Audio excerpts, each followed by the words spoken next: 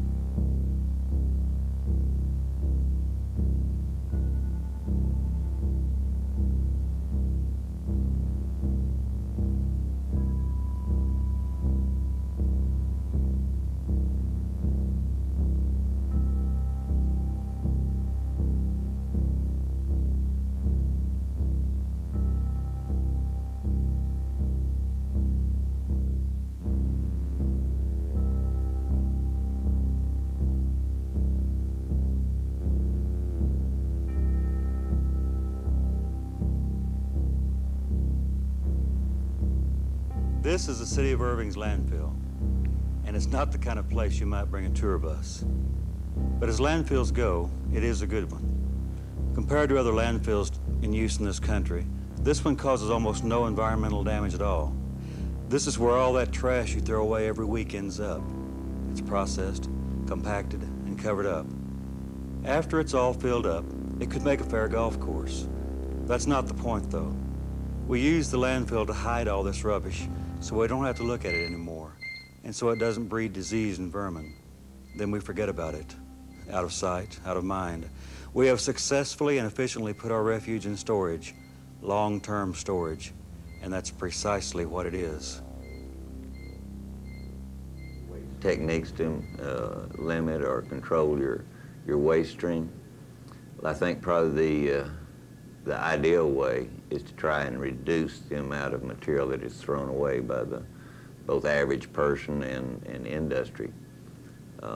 In-house recycling is one technique that's employed, and I think is having some degree of impact on what you get from what you might describe as commercial activities.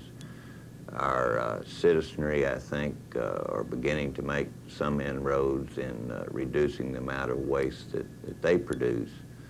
And that's, I think, really the key to reducing volume that goes in or has to be disposed of in landfills. Landfills will always be a major component of the waste management system because you do have things that can't be recycled, can't be reused. You've got to have some coming in because products come to us that way, but those are techniques that can be used. One of the major ways that the citizen can help, I believe, is through the Don't Bag It program that we have in place.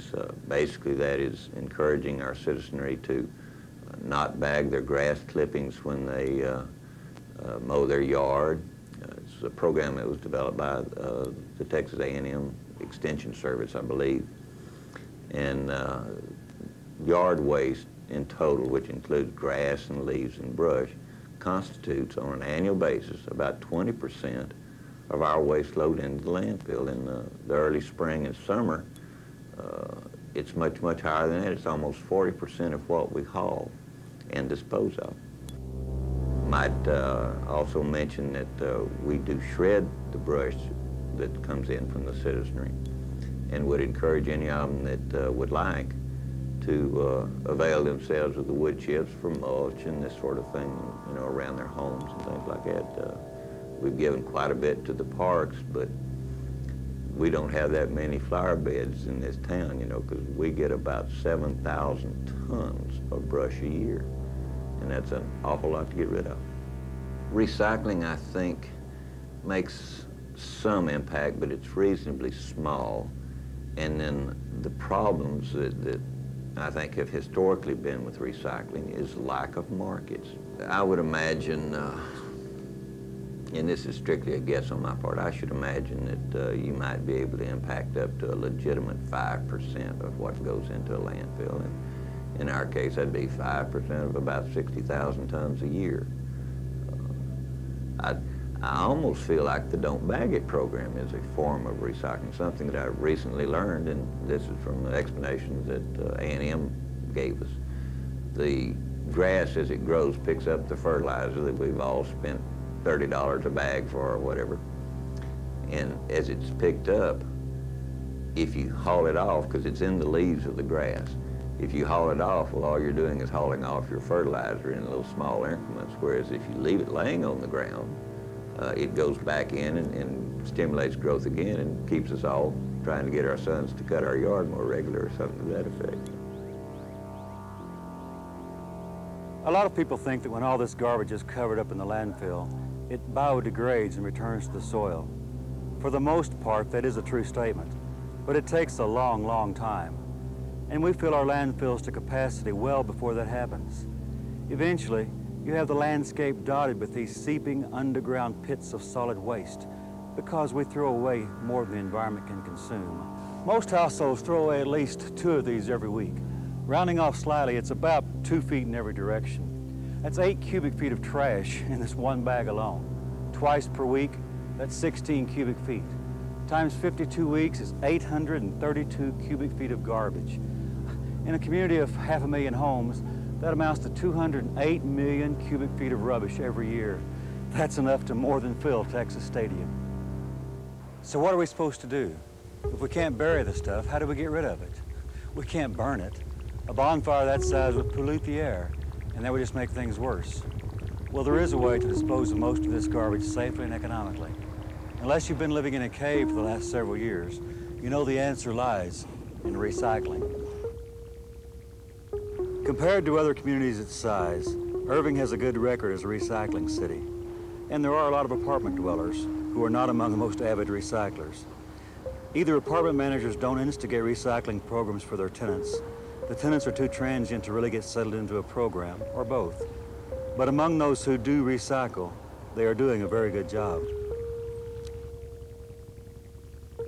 The City of Irving has been aggressively attacking the recycling effort by having manned drop-off facilities, and that's different than most communities around us because normally you consider recycling by curbside recycling.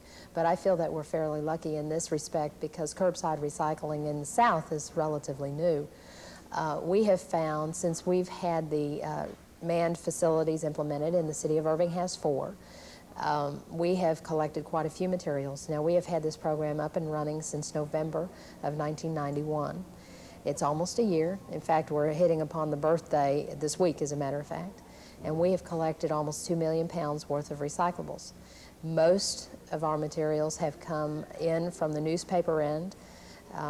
You might have discovered in your research that the majority of the recyclables out there, or the majority of the landfill content, is newspaper or paper form.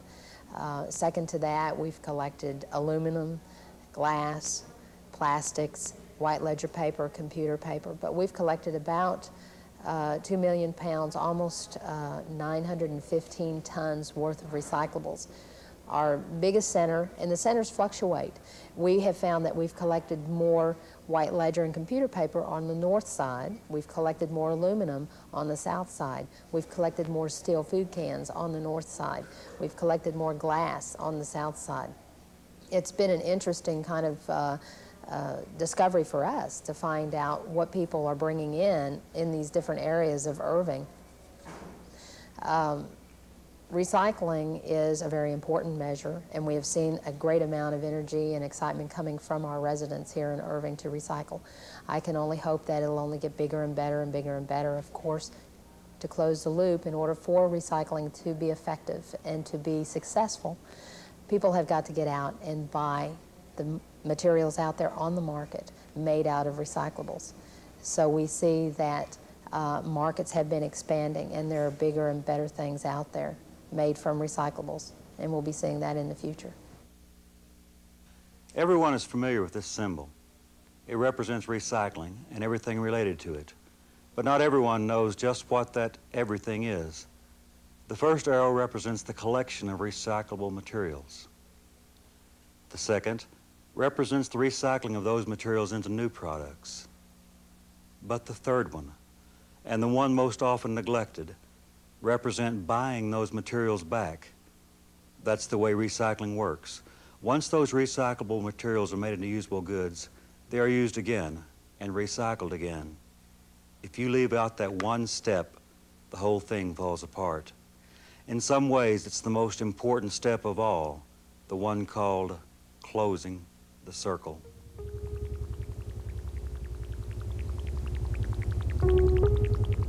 Compare it to doing your laundry. You wear your clothes and you wash them. That's the recycling part.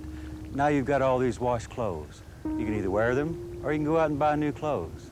If you go out and buy new clothes, the clean ones just sit there unused. Then you figure, well, if I'm just going to buy new clothes all the time, I don't need to do laundry anymore. I'll just bury them in the backyard.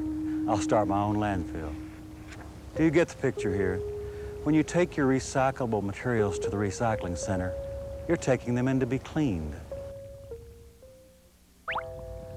But some people, when you mention buying products made from recycled materials, their reaction is, yeah, I'm not going to use that. It's used. It must be of inferior quality. But nothing could be further from the truth. And that same person wouldn't hesitate to drink from a soft drink can, which is more than likely recycled aluminum. People who have the idea that recycled products are somehow not as good have the wrong idea. For instance, there is a product which is not only 85% recyclable, but in a large part is made from materials already recycled. And you wouldn't call this an inferior product. And that's not all. Take this old athletic shoe. Most people would simply take this shoe and throw it in the trash to be hauled off for the rest of the garbage. But one manufacturer has designed a shoe that is made from old discarded shoes like this one.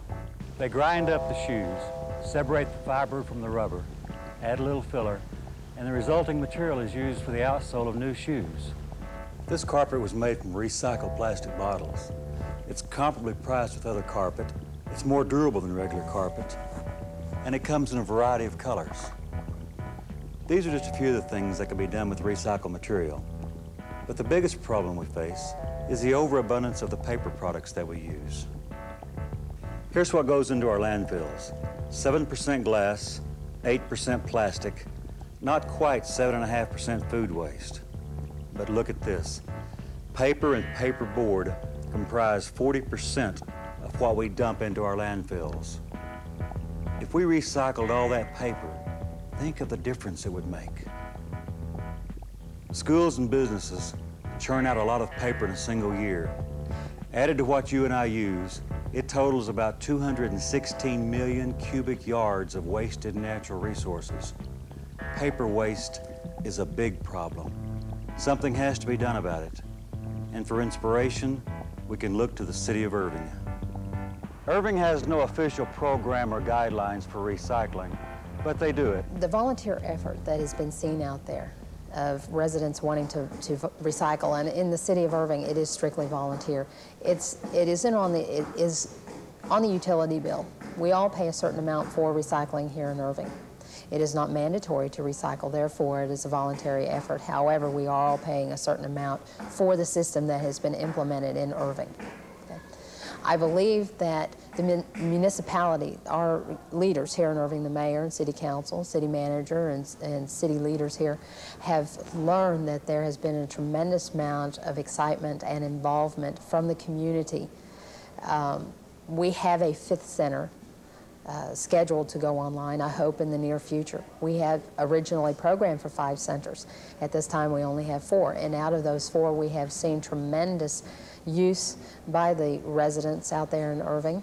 Of course, it takes a little bit more desire to want to recycle from our residents, because they have to load it into their car and they have to take it to the recycling center, which is relatively close in any area of Irving. But we in Irving have to have that additional drive by our residents, and I think we've seen that. I think we've seen the other area that our residents are willing to participate in the program, and I think our city leaders here have seen that as well by the figures that we have been able to provide them. Taking this lead, our local businesses and schools can start buying recycled products and recycle them again. It's actually more cost-effective to have recyclable material hauled off to be recycled than to have it hauled off as solid waste. Big businesses figured that out already, but small business needs to look at it a little closer, and they are in for a pleasant surprise. And there are a lot of products to choose from. Not only what we've seen already, but literally hundreds. Just look at some of the products that can be made from this.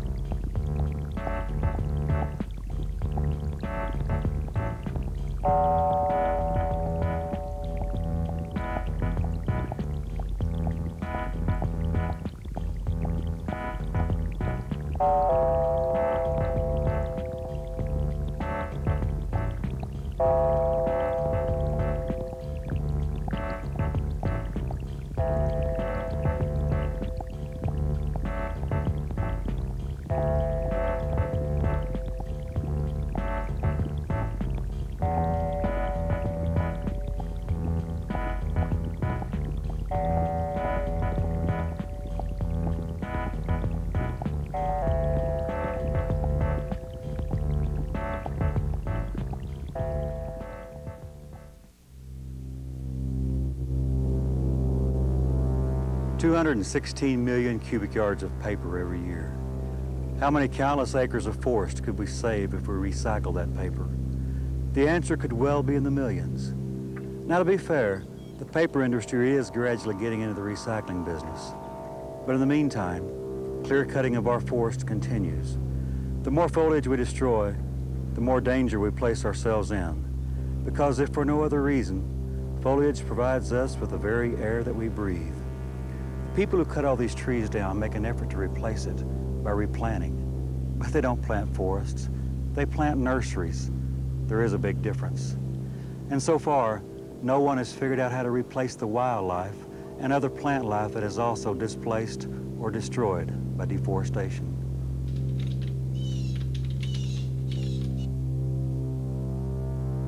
To save the earth, to save the forest and the wildlife, all requires changes on a global scale.